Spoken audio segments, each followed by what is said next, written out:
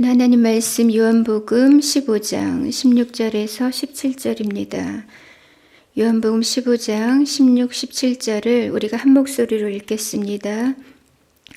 너희가 나를 택한 것이 아니요 내가 너희를 택하여 세웠나니 이는 너희로 가서 열매를 맺게 하고 또 너희 열매가 항상 있게 하여 내 이름으로 아버지께 무엇을 구하든지 다 받게 하려 함이라.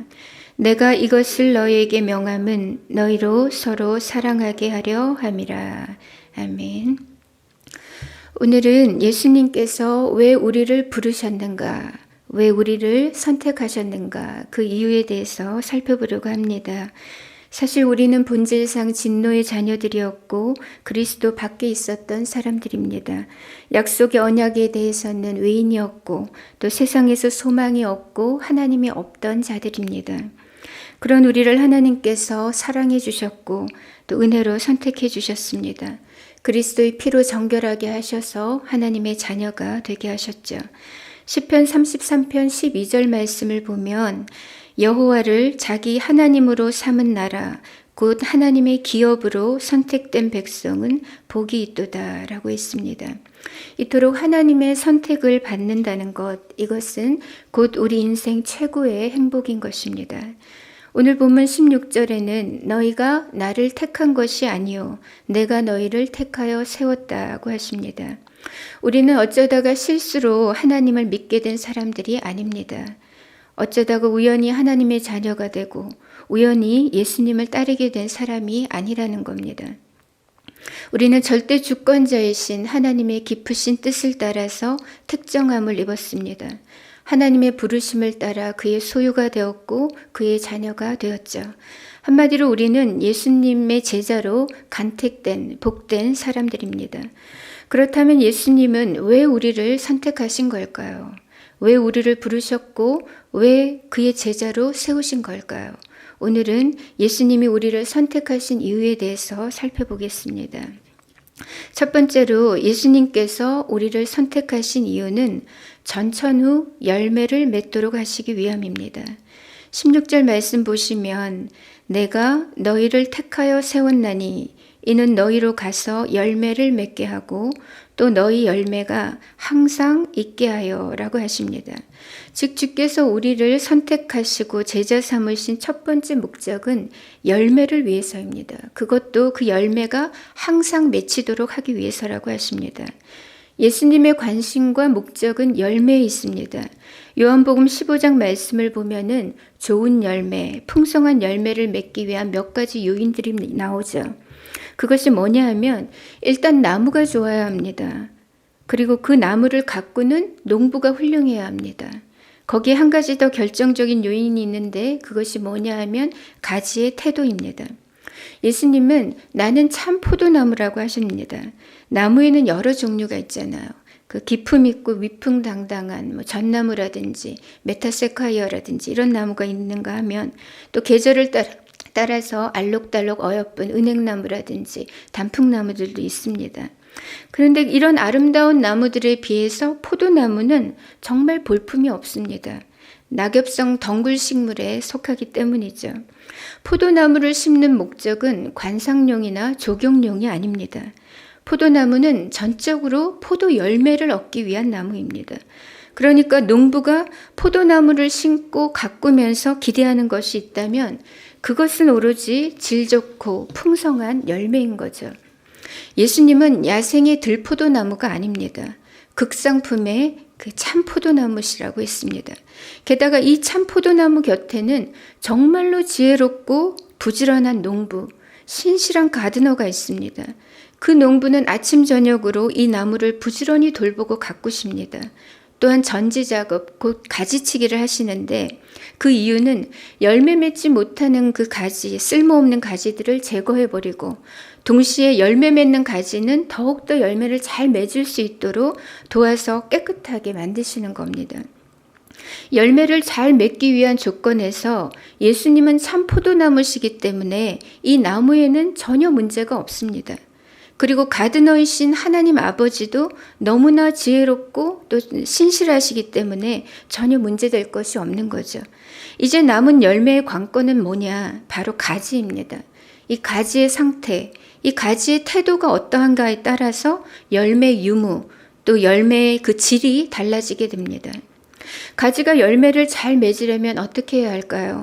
가지가 열매를 잘 맺으려고 하면 반드시 포도나무에 견고히 붙어 있어야 합니다. 예수님 안에 깊이 거하고 예수님과 친밀한 교제 속에 있어야 합니다. 가지가 나무에서 떨어지는 순간 가지는 절대로 열매를 맺을 수가 없습니다. 그냥 버려져서 불쏘시개가 될 뿐이죠. 나무로부터 분리되면 가지 인생도 끝인 겁니다. 그러므로 예수님 안에 거한다는 것은 사실은 열매 이전에 우리의 생사가 달린 문제입니다. 우리가 생명을 얻고 또 풍성히 누리려면 반드시 예수님 안에 견실하게 붙어 있어야 합니다. 그런데 예수님은 우리가 열매를 맺되 단회성의 열매가 아니라 전천후로 항상 열매를 맺기를 원하십니다. 그래서 16절에 예수님께서 너희 열매가 항상 있게 하여 라고 하십니다. 즉 어쩌다가 한 번씩 겨우 열매를 맺는 것이 아니라 열매가 항상 있도록 하기 위해서 우리를 부르셨다는 겁니다. 그러므로 예수님께서 가장 원하시는 삶은 우리가 풍성하게 그리고 전천후 열매를 맺는 것입니다. 그런데 가만히 살펴보면 이상한 것이 있죠. 똑같은 시간에 똑같은 일을 하는 것 같은데 어떤 사람에게는 지속적인 열매가 나타나는 반면에 어떤 사람에게는 가뭄에 콩나듯이 열매를 찾아보기가 어렵습니다. 과연 이런 차이는 어디에서 오는 걸까요? 이토록 열매의 차이가 나는 것은 가지들마다 영적인 태도가 다르기 때문입니다. 열매의 관건은 가지가 얼마나 필사적으로 나무에 잘 붙어 있는가 거기에 달려 있습니다. 즉 예수님께 견고히 붙어 있으면 있을수록 가지는 계속해서 탐스럽고 좋은 열매를 맺을 수 있게 되는 겁니다. 우리의 영적 싸움은 우리가 예수님께 얼마나 잘 붙어 있는가 바로 이 싸움입니다. 예수님께서 우리를 제자로 선택하신 이유는 우리로 하여금 전천후 열매를 맺도록 하기 위해서입니다.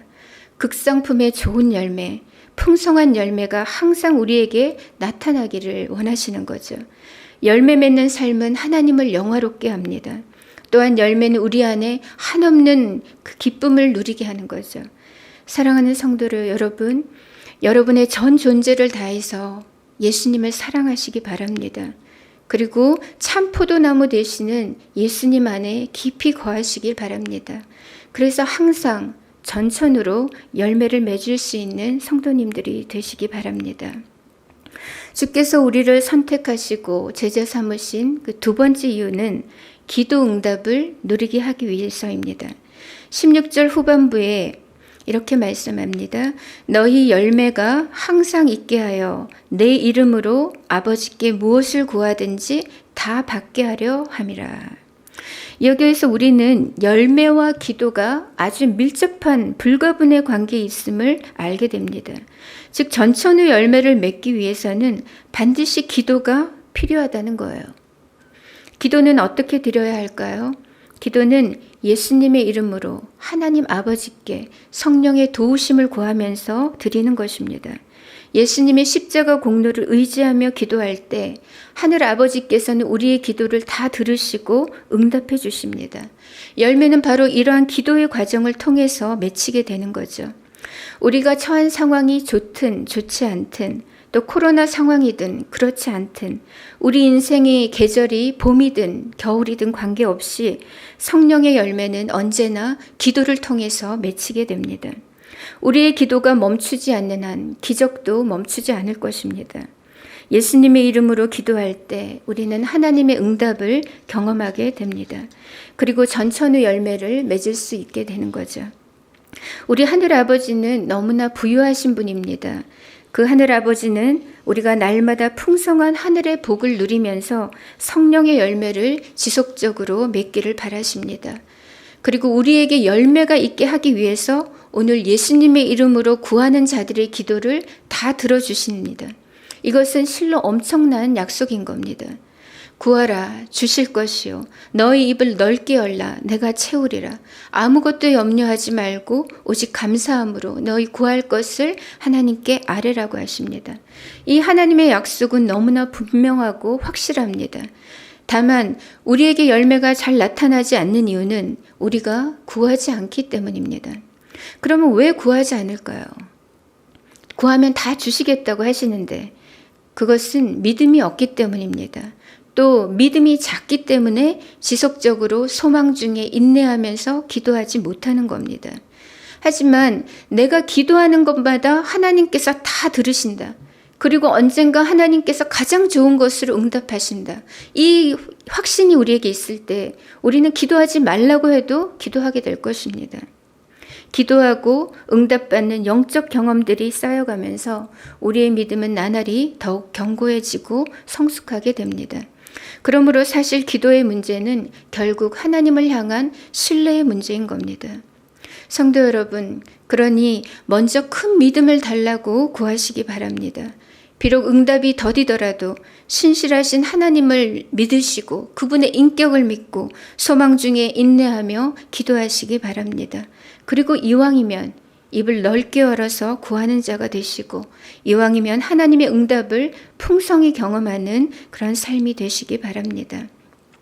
그렇다면 하나님은 우리가 정말 아무거나 구해도 다 들어주실까요?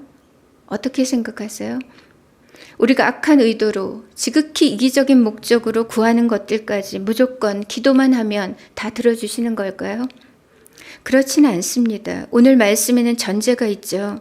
앞서 요한복음 15장 7절에서 뭐라고 말씀하시냐면 너희가 내 안에 거하고 내 말이 너희 안에 거하면 무엇이든지 원하는 대로 구하라. 그리하면 이루리라고 하십니다.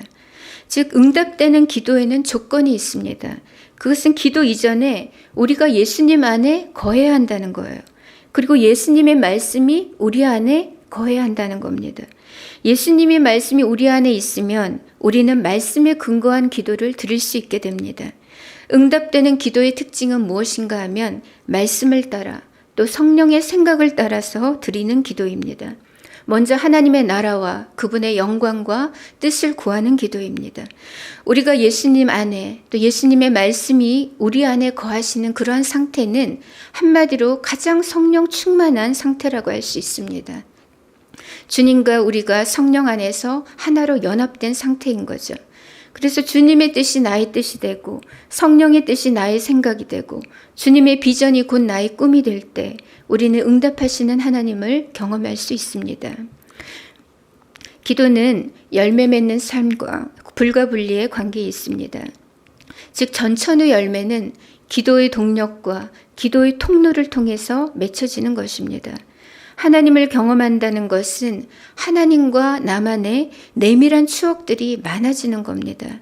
기도 응답의 연속적인 사건들이 내 삶 속에서 계속해서 경험되고 누적되는 겁니다. 이렇게 우리가 하나님의 응답을 경험하면 할수록 우리는 더욱더 주님을 사랑하게 됩니다. 그리고 항상 열매 맺는 사랑받는 가지가 되는 것입니다. 목장에서 함께 기도 제목을 내어놓고 기도하는 시간은 너무나 중요합니다. 목장 모임을 하다 보면 우리도 모르게 자꾸 놓치는 부분이 있는데 그것이 뭐냐 하면 함께 기도하는 시간입니다. 나눔을 열심히 하다 보면 시간에 쫓기게 되죠. 그렇다 보면 의도치 않게 자꾸만 기도 시간이 짧아지고 생략되게 되는 겁니다. 하지만 사실상 모든 하나님의 역사는 기도를 통해서 이루어집니다. 그런데 기도가 생략되면 어떻게 되겠습니까? 무엇으로 열매를 맺겠습니까? 기도할 때 하나님의 역사가 일어나고 기도할 때 응답을 경험하게 됩니다. 특별히 VIP들은 기도 응답의 그 기적을 목장 안에서 자꾸 경험해야만 하나님의 살아계심을 알 수 있고 믿을 수 있습니다. 그래서 더욱 온전한 믿음의 사람으로 나아갈 수 있는 거죠. 사랑하는 성도 여러분, 하나님은 우리를 들으십니다. 이 사실이 우리에게 얼마나 큰 위로가 되고 기쁨이 되고 능력이 되는지 모릅니다. 우리가 드린 기도는 절대로 땅에 떨어지는 법이 없습니다. 하나님 아버지께서 그렇게 두질 않으십니다. 만약 여러분의 삶 가운데 그리고 목장 속에 열매와 기도의 응답의 역사가 너무나 빈약하게 느껴진다면 우리는 우리의 기도가 충분했었는가 이것을 돌아볼 필요가 있습니다. 우리가 받지 못하는 이유, 우리가 누리지 못하는 이유는 부지런히 구하지 않았기 때문이고 인내함으로 구하지 않았기 때문입니다. 헨리 블랙커비 목사님은 하나님을 경험하는 삶이라는 책에서 이렇게 말씀합니다. 뜨거운 기도는 내가 하는 일 중에서 가장 벅찬 일 중 하나이다. 나의 교회는 기도하는 교회가 되어야 한다. 사랑하는 성도 여러분, 우리는 기도하는 사람이 되어야 합니다. 우리 가정은 기도하는 가정이 되어야 합니다. 그리고 우리 목장은 기도하는 목장이 되어야 합니다. 어려울 때, 환난의 때에는 무조건 앞뒤 가리지 말고 열심히 기도해야 되죠. 그러나 더 지혜로운 것은 아무 어려움이 없을 때, 평안할 때에도 부지런히 기도의 방어막을 쌓는 것입니다. 기도의 산성을 쌓는 것입니다. 기도가 우리 일상이 되고 또 사남사밤을 통해서 뜨겁게 기도하면서 전천후 열매를 맺어가는 복된 우리 샘물교회가 되기를 바랍니다. 지금 우리는 예수님께서 왜 우리를 제자로 선택하셨는가 그 이유를 살펴보고 있습니다. 첫 번째 이유는 우리로 전천후 열매를 맺기 위해서라고 했습니다. 두 번째 이유는 우리로 풍성한 기도의 응답을 누리게 하시기 위함이라고 했습니다. 마지막으로 하나 더 살펴보겠습니다. 세 번째로 주님께서 우리를 선택하신 이유는 바로 사랑받고 사랑하게 하시기 위함입니다. 예수님께 언제나 가장 중요한 것은 사랑이었습니다. 예수님은 아버지의 뜻을 따라서 일을 하셨을 뿐만 아니라 늘 아버지의 사랑으로 충만하셨어요. 아버지의 사랑이 예수님의 말씀과 인격과 그의 사역 속에 언제나 풍성하게 나타났습니다. 그렇게 아버지와 예수님은 사랑으로 밀착된 관계이셨어요. 예수님은 그 아버지의 풍성한 사랑을 잊고서 우리를 사랑하셨고 제자들을 사랑하시되 끝까지 사랑하셨습니다. 그리고 십자가에 죽으시기까지 우리를 사랑해내셨습니다. 사랑은 언제나 예수님께 가장 중요한 화두였어요. 그분 자체가 사랑이었고 그분 삶의 모든 동력이 사랑이었습니다. 뿐만 아니라 제자들에게 요구하신 단 하나의 조건이 있다면 그것도 사랑이었습니다. 베드로가 3번이나 예수님을 부인하고 낙향을 했습니다. 뼈아픈 그 눈물 또 그 깊은 회한을 가슴에 묻고 그는 다시 고기잡이 배에 올랐죠. 부활하신 예수님께서 다시 갈릴리 바닷가로 그의 제자들을 찾아오셨습니다. 숯불 앞에서 베드로에게 물으셨어요. 3번을 물으셨는데 사실상 그 질문은 하나였습니다. 요한의 아들 시몬아, 내가 이 사람들보다 나를 더 사랑하느냐? 내가 나를 사랑하느냐? 내가 나를 사랑하느냐? 이렇게 물으셨어요. 예수님은 이것 외에는 아무것도 묻질 않으셨습니다. 왜냐하면 예수님께 가장 중요한 것은 사랑이었기 때문입니다. 실력보다, 능력보다, 심지어 은사보다 더 중요한 것이 사랑입니다. 예수님이 찾으시는 제자는 전심으로 주님을 사랑하는 사람입니다. 예수님의 사랑은 이 세상에서 가장 위대한 사랑입니다. 왜냐하면 우리를 친구로 여겨주셔서 우리를 위해서 자기 목숨을 내어주셨기 때문입니다. 이 예수님의 사랑이 곧 우리에게는 영원한 생명이 됩니다. 그리고 이 예수님의 사랑을 받은 자만이 비로소 참된 사랑을 시작할 수가 있습니다. 언제나 예수님 사랑 안에 머무는 것이 먼저입니다. 그래야만 우리도 예수님처럼 사랑할 수가 있습니다. 본문 17절 말씀을 보시면 내가 이것을 너희에게 명함은 너희로 서로 사랑하게 하려 함이다 라고 있습니다. 예수님께서 우리를 택하시고 제자로 삼으신 이유는 우리로 사랑받고 사랑하게 하기 위해서입니다. 그것도 그 사랑을 풍성히 누리면서 그 은혜와 성령의 능력으로 예수 사랑을 실천하며 전하며 살게 하시기 위함입니다. 그래서 예수님의 제자는 사랑의 사람이 되어야 합니다. 참된 교회는 그리스도를 본받아 사랑을 실천하는 공동체가 되어야 합니다. 말세의 특징은 하나님과 이웃을 사랑하기보다 자기 자신과 돈과 쾌락을 더 사랑한다고 했습니다. 그러나 우리가 진실함으로 우리 하나님을 사랑하고 그 사랑으로 서로를 사랑할 때 세상은 그 사랑의 교제를 보고 하나님의 살아계심을 알게 될 것입니다. 우리 하나님이 얼마나 따뜻하고 얼마나 좋으신 분인지, 십자가의 사랑이 얼마나 놀라우며 위대한 것인지, 우리 하나님이 얼마나 아름다운 분이신지를 세상이 보게 될 것입니다. 사랑하는 성도 여러분, 여러분의 전 인격을 다해 주님을 사랑하시기 바랍니다. 여러분의 전 존재를 다해 주님을 사랑하시기 바랍니다. 그렇게 예수님을 사랑을 깊이 누리면서 서로 뜨겁게 사랑할 수 있기를 바랍니다. 풍성한 사랑의 교제가 있는 곳에 풍성한 성령의 열매도 맺힐 것입니다. 말씀을 맺겠습니다. 우리는 은혜로 예수님의 선택을 받고 부르심을 입은 제자들입니다. 주께서 우리를 선택하신 첫 번째 이유는 항상 전천후로 열매를 맺게 하시기 위함입니다. 주님 안에 꼭 붙어 있는 자는 언제나 풍성한 성령의 열매를 맺을 수 있습니다. 두 번째 이유는 풍성한 기도의 응답을 누리게 하시기 위함입니다. 마지막으로 우리를 선택하신 이유는 우리로 사랑받고 사랑하는 제자의 삶을 살게 하시기 위함입니다. 사랑하는 성도 여러분, 우리를 부르신 주님의 목적을 늘 기억하시기 바랍니다. 주 예수 그리스도 안에서 항상 좋은 성령의 열매를 맺으시기 바랍니다. 날마다 풍성한 기도의 응답을 누리시고 예수님의 사랑으로 형제 자매를 사랑하는 참된 제자의 길을 걸어가는 복된 성도님 되시기를 주님의 이름으로 축복합니다. 이 시간에 우리 찬양하고 또 기도하도록 하겠습니다. 세상 다 변하고